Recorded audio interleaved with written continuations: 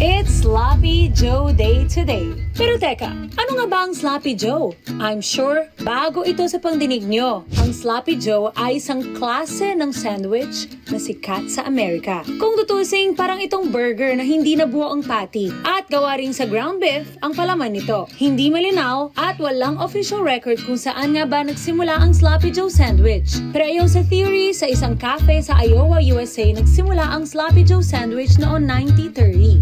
Di umano, may isang cook na ang pangalan ay Joe. Siya ang naglagay ng tomato paste sa kanyang loose meat o yung pinagtabasang karne. Pagkatapos, ginawa niya itong palaman sa sandwich. Sa ngayon, parte na ng American cuisine ang Sloppy Joe. Isa na rin ito sa paborito ng mga bata. Pero alam nyo ba mga kada, madali lang ito lutuin. Let's start cooking dito sa Alam na Dish!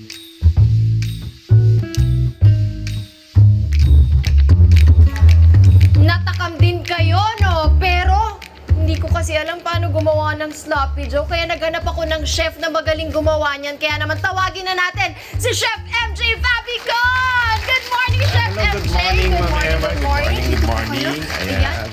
Chef MJ, malayo pa yung paghahanap ko sa inyo, ah. Bati Yeah. na kayo sa mga kada natin. Hello, good morning sa mga kakada po natin dyan. How are you today? Gwapo naman ni Chef Maraming MJ. salamat po. So, Ayan. Chef MJ, magpapaturo kami paano gumawa ng Sloppy Joe. Ano bang ingredients ang kailangan for this? Yeah, for today's cooking lesson natin, gagamit tayo ng ground beef. Of course, yung andito yung bawang, sibuyas. Ayan. Gagamit din tayo dito ng patatas. Ayan. Oh. Tapos tomato sauce at saka tomato paste. Medyo may pagkahawig po ito sa arroz a la cubana. Ayan. Yun na nga eh. Kaya lang lalagyan natin ng Filipino touch. Yun. Instead ng rice, gagamit tayo ng pandesal bread para may pagka-Pilipino. Tapos meron din tayong soy sauce. Yeah, Ano oil. po? Oil. Ano And to siya? honey. Honey, uy, and raisins. Raisins. Tapos meron tayong saging saba on the side. So, ayan po, nasa screen nyo na po ang ingredients. At kung mamamalengke kayo at mag-grocery mamaya, screenshot nyo na po yan. Madaling hanapin lang po yan. Kahit sa Yes. grocery, mahanap po yung mga yan. Kaya naman, after that, eto na, simulan na natin magluto, Chef. So, paano Ma'am Emma? Yes. Go na tayo, Start no? na tayo. Start na tayo. Alright. Sobrang init ba, Chef? Yeah. Ano? So, mamaya, Todo? Uy, kala todo mo muna magaling sa natin. kusina.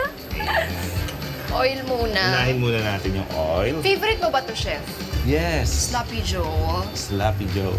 Yeah. Ikaw ba, kumakain ka ba nito? Oo, Chef. Ayan. Ano, bata pa lang natutunan mo na talaga to? Ngayon lang. Ngayon lang din. Joke lang yun, joke lang. Chef naman eh. Joker pala si Ayan. Chef So, eh. ngayon, Ano pa naman ako galing, Paul? unahin natin isote itong onion. Ayan. Una ka mag-onion, Chef, no? Yes. Kasi iba garlic eh. Yeah. So, dapat generous tayo sa onion, no? Kapag sa mga burgers din eh, ma-onion din. Masarap din Yes. kasi lalo na yung pag natitikman mo siya na medyo sweet, no? Caramelized. Ayan. Uy, bango. Ma'am Emma, inuuna natin to kasi mabilis masunog yung garlic. Yun, So, ang dahilan. isa ito sa mga technique natin. Ayan. So, bawat chef may kanya-kanyang technique. Oo. So, ngayon, sunod na natin tong garlic. Chef, di ba sabi mo ground beef? Pwede ba dyan ang chicken or pork? Yes, of course. Pwedeng-pwede po dito ang ground pork at saka ground chicken. Palagi po tayong may choice sa buhay. Yun, ang importante. Ano bang pinakamahirap na pinagpilian mo, Chef, sa buhay mo? Yes! Kwentuhan mo lang. Ang lalim na, na. Medyo malalim na, Chef. So- Meron ka bang aside sa pagiging chef, meron ka bang ibang gustong gawin? So, ang pinagpilian ko kasi, yung karera ko talaga na natapos, actually, hindi talaga pagluluto ang una kong karera. Yo. At ang una kong kurso ay BSRT, nagtapos tayo nun. So, naging passion ko lang to at saka love ko talaga pagluluto eh. Oh! Kaya dito na tayo. So Ayan. after mo mag-graduate nun, Chef, hindi mo nagamit? Hindi ko actually nagamit. Never ko nagamit yung kurso na natapos ko. So, yun yung mahirap na choice na pinili mo. Kasi, di ba, parang ang hirap din na, ano ba yun? Sinundan mo lang ba yung parents mo for that course? Hindi naman. Kaya lang nung time na yon, undecided pa talaga ako eh. So, anong kukunin? Yeah, kaya dapat ang ano natin dito, ang lesson dito, sa umpisa pa lang kung ano talaga yung course na gusto ng mga anak natin, dapat yung mga parents aware dito eh. Bigay niya, hindi yung papalo lang sa mga parents nila, ganon. Dahil, for example, doktor, kailangan doktor din yung ano. Dapat kung ano talaga yung hilig. So, ayan. So, ayan. Mabilis lang naman lutuin itong ground beef eh. Tapos, maglagay lang kayo ng salt and pepper ngayon, to lalagyan taste. natin ng ano. Napakasimple lamang ng Chef, ingredients. kapag ganyan ba, high heat or mid? Pwedeng high heat to para makuha ka agad natin yung mabilisan na luto.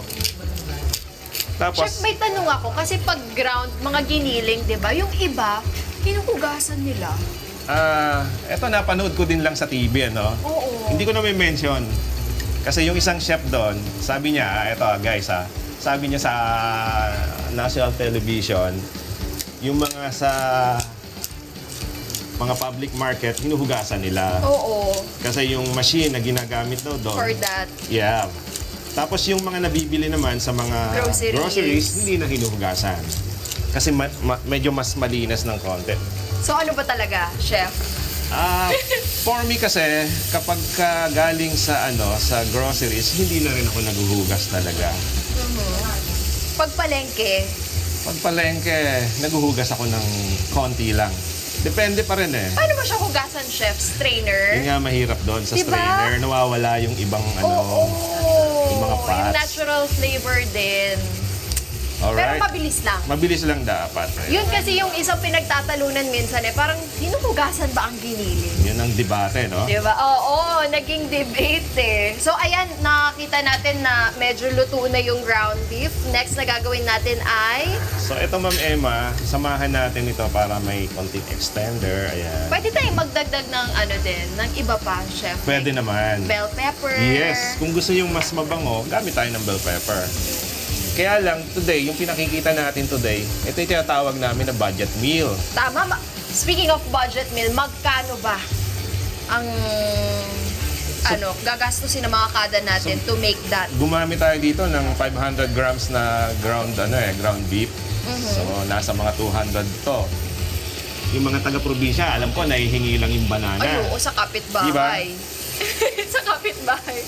So, mga 250, meron ka ng mga ilan na magagawa mo na ganyan? Marami. Siguro mga 10 na na pandesal, kayang-kaya yan. Oo, kasi ngayon, ang gagamitin natin mga kada ban. So, pwede po to ng, ng pan, slice pan, pwede rin. Yes, yes. Pandesal. Pero mga kada, minsan nabibiling pandesal maliliit eh. So, no, yan Chef? ma'am. Oo, lalagyan na natin itong Ayan na. ating tomato sauce. Ayan. Yun. Originally kasi, si Sloppy Joe, tomato sauce ang ginagamit nila. Oo. Tapos lagyan din natin Niluluto ng mo rin ba yan sa mga kids mo, Chef? paste. No. Hindi ko pa siya natatry. Ito pa lang. Ngayon pa lang siya. Kami pa lang. Chef, di ba naglagay kang tomato sauce? Pwede bang dyan? Halimbawa, naubusan sila, wala silang nabili, nakalimutan. Pwede bang ketchup? Yes, of course naman. Pwede, Yun. pwede yan. Pwede daw ang ketchup, mga kada. Kasi kailangan natin maging madiskarte. Kailangan natin maghanap ng ibang paraan. Kung wala tayong makita na mga ibang ingredients. Yes. So, yun, naglagay din. Para saan ba ang paste? Ayan. So, idugtungan ko lang ma'am yung kanina, no? Kasi palagi ko kasi sinasabi yan na kapag magluluto tayo, wag na nating pahirapan yung mga sarili natin. Kung ano lang yung available sa inyong mga tahanan. At syempre sa lugar nyo, yun ang gagamitin nating ingredients. Ang hinahabol nating lasa dito, yung may pagka-taste ng Pilipino. Kaya gumamit ako ng honey. Yun. Kung wala namang honey, brown sugar, pwede rin po yun. Yun. So ayan, luto na ang ating Sloppy Joe. Pwede na nating i-set up to, Okay, no? Chef, eto. Bumili na ako ng pandesal for you, Chef. Wow. So ngayon, Yun, ilalagay na natin dyan. Alam nyo mga kada, pwedeng-pwede ito sa lahat, sa mga pamilya, sa mga kaibigan, lalong-lalo na sa mga chikiting. Especially now na summer season. Perfect yan sa kanila. Tapos, hindi pa ganun kamahal ang iba-budget mo for this. Yun. So ayan, ang i-add pa Third natin dito ay yung ating runny eggs, yung sunny side Eto, up natin. gumawa na po ako kanina, nagluto na ako, chef. Yes. Ayan. ito. Tapos Abot pa eto, natin naiprito ko na rin ang saging sa chef. Ayan. In fairness, ang dami kong ginawa kaninang umaga, chef. So, eto na po siya, luto na siya. Ito na yung ating version ng Sloppy Joe. So on the side, meron tayong banana fritters. Pwede yan breakfast, merienda, Merienda. midnight snack. Midnight snack. Yun ang masarap din eh, no? Kaya naman, maraming salamat, chef. Parang meron akong meron akong ibang naamoy. Ay! Ikaw pala yung naamoy ko. Ang sarap. Sarap, di ba? The amoy is masarap. I want to try. Gusto ko naman try. Hi! Hello, ma'am. I was watching and I'm watering my mouth there. Wow. Can I try? Sure. Go and attack! Attack na. Ito na yung ano natin. Dito na ako. Titikman ko na rin to, chef, ha? Akada. O Mapi, alam ko ikaw yung gutom sa amin. Kaya ito, for you to. Ang harap. Wow. Ang sarap ng pandesal. Perfect! That's okay. Perfect! Perfect! Chef! At alam namin, kahit mga kambata, meron lang kaming gustong sabihin sa'yo. Ano po ba? Advance happy birthday, Chef! Happy birthday, Sam! Thank you so much. Ayan. Advance happy birthday. Medyo makalat pa.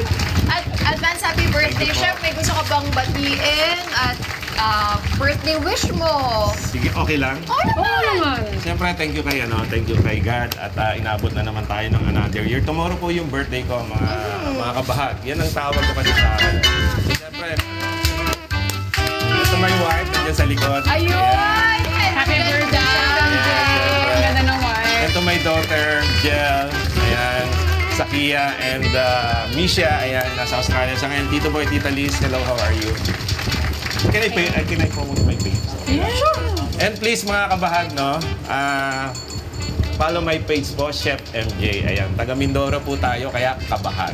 Maraming salamat po. Mindoro, Bisaya ba yan? Tagalog po. Tagalog. Okay, maraming salamat, Chef. Ano ba ang lulutuin mo sa iyong birthday? So, Ano bang lulutuin mo sa iyong birthday tomorrow? Siguro, ang lulutuin ko sa birthday ko, ito na rin Ito din? siguro. Oo. Para Chef, patikman nila. wag mo nagdalit to ha. Ay, hindi, nasa inyo na yan. Give this to us, Chef Yeah. MJ. Andyan ang asawa.